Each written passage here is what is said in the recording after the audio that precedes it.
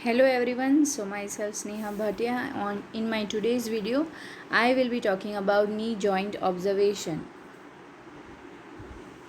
So as you can see, first of all,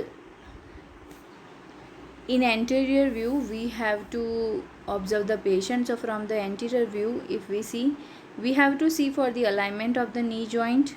On the left hand side of the picture we can see normal knee alignment, and on the right hand side we can see varus knee. So if the patient is having either knee varus or knee valgum, that will be visible from the anterior view in standing position. So we can ask the patient to undress themselves, and then we can see anterior view whether patient is having knee varus or knee valgum.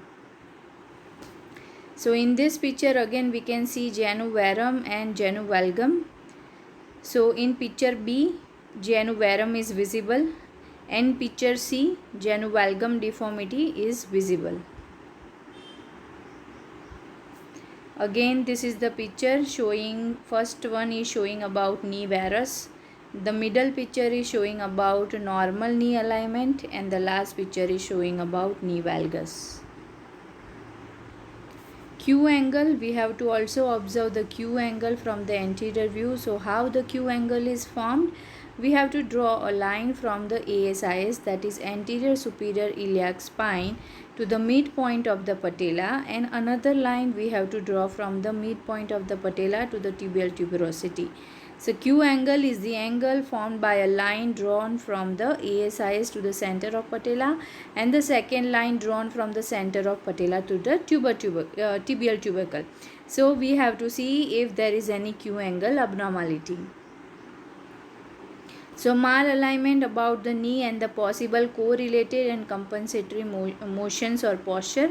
So we can, in case of knee joint, we can see genu valgum, genu varum, genu recurvatum, that is the hyperextension of the knee joint, lateral tibial torsion and medial tibial torsion. We can also see excessive tibial retroversion, inadequate tibial retroversion or inadequate tibial retroflexion. Bow leg deformity can also be visible. So if the patient is having genu valgum, then the possible correlated motions can be either pes planus or excessive subtalar pronation, or lateral tibial torsion also can be present, and possible compensatory motion. See, if there is deformity at one joint, then there can be definitely some compensatory movement at the other joint. So if the knee has gone for valgum, then the forefoot varus will be seen. So same in case of genu varum, if the knee has gone for varum, then forefoot will go for valgus deformity. So at one joint, if you have any deformity, to compensate for that deformity, the adjacent joint can either go for valgus or varum. Then we have genu recurvatum. In genu recurvatum, possible correlated motion will be ankle plantar flexion, and excessive anterior pelvic tilt also can be there. And possible compensatory motions, there can be posterior pelvic tilt and flexed trunk posture. There is also medial tibial rotation and lateral tibial rotation. So if the patient is having lateral tibial torsion, so out toeing will be seen, and excessive subtalar supination with related rotation along the lower quarter will be visible. And for compensation, functional forefoot varus will be seen, and excessive subtalar pronation with relaxed rotation along the lower quarter will be seen. If the patient is having medial tibial torsion, that is the tibia is rotated medially, then in toeing will be seen, and metatarsus adductors can also be present, and to compensate for that, there will be functional forefoot valgus. So if the tibia is going for medial torsion, then the forefoot will go for valgus. So in case of the newborn, there is physiological variation, physiological evolution of lower limb alignment at various ages in infancy and in childhood. So as we can see in the first picture, when the newborn is born, that time there will be moderate genu varum, and as the child reaches up to 6 months of age, there will be minimum genu varum. At 1 year to 7 months, the legs will become straight. At 2 years and 6 months, there will be physiological genu valgum. and then there will be protective toeing in, and at 4 to 6 years legs will become straight with normal toeing out. So as the child develops, physiologically some changes will be seen, which will move from genu varum to genu, legs will be straight, then there will be genu valgum, then there will be protecting in toeing, and when the child reaches up to 4 to 6 years of age, that time normal toeing out will be seen. Normal tibiofemoral shaft angle is seen in this picture. So normal female alignment with wider pelvis, femoral anteversion, genu valgum and hyperflexibility, lateral tibial torsion and narrow notch is seen in picture A. In picture B, we can see normal male alignment which demonstrates a narrower pelvis, more developed musculature, genu varum, medial or neutral tibial torsion and wider notch. And in picture C, we can see miserable malalignment syndrome is a term coined to describe patients who have increased femoral anteversion. There is genu valgum, vastus medialis obliquus dysplasia and lateral tibial torsion is seen. So all this kind of deformity, if it is present, we can also observe it from the anterior view. We have to also assess the patella. So assessment of the patellar glide component. Ideally the patella should be centered on the superior portion of the femoral articular surface at 20 degree of flexion.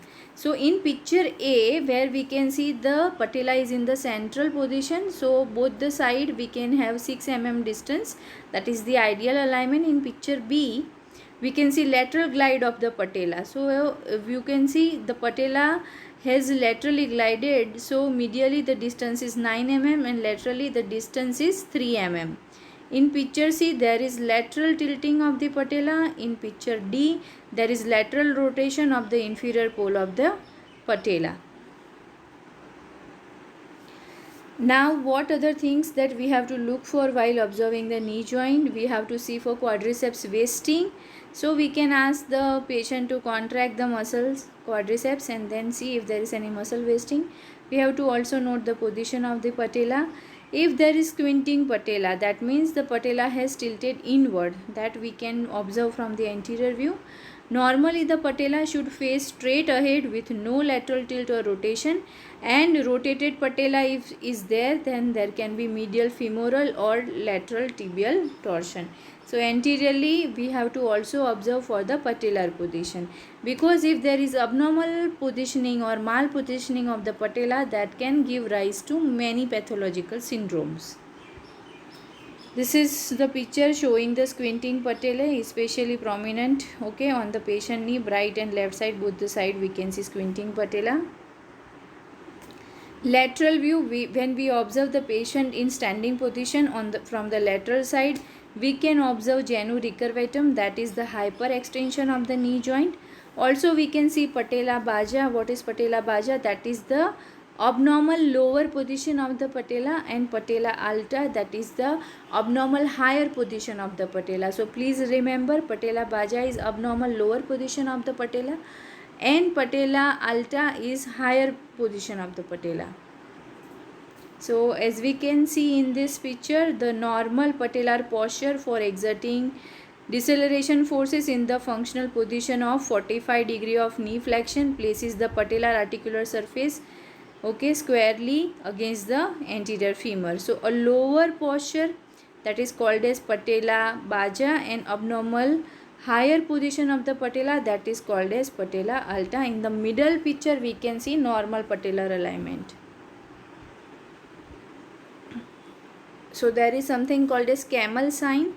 So double hump is seen from the side caused by high riding of the patella and uncovered infrapatellar fat pad. So that is called as camel sign. Assessment of the antero-posterior component of the patella. So ideally the superior and the inferior poles of the patella should be parallel in the sagittal plane of the knee. Commonly in individuals with patellar malalignment, the inferior patellar pole pushes posteriorly into the infrapatellar fat pad, that is seen in the picture A, and in picture B this may irritate the fat pad. Okay, so this can also give rise to pain and swelling. Posterior view, when we observe the patient from the posterior view, if the patient is having popliteal cyst, or it is also known as Baker's cyst. So this is the 70-year-old man presented with the acute onset of the calf pain and swelling without the knee pain.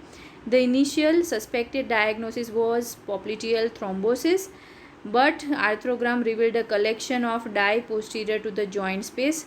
So that is called as posterior cyst, or it is also popliteal cyst, or also called as Baker's cyst. So when we observe the patient from the posterior view, if the patient is having Baker's cyst or the popliteal cyst, then we can observe the swelling. Anterior and lateral view in sitting. So when we initially we will assess the patient in standing position. Later on we can also ask the patient to sit in high sitting position, and in high sitting position we can also observe the patient. So next is exaggerated lateral tibial torsion. So if the patient is having excessive tibial torsion, that also should be observed by the examiner. So in the stance with the patella facing straight forward, the feet will be pointing outward. So that will be seen if the patient is having lateral tibial torsion. Medial tibial torsion is there, then it will be associated with genu varum, and if there is lateral tibial torsion, there will be genu valgum. So this is television or W sitting position, and it may lead to excessive lateral tibial torsion.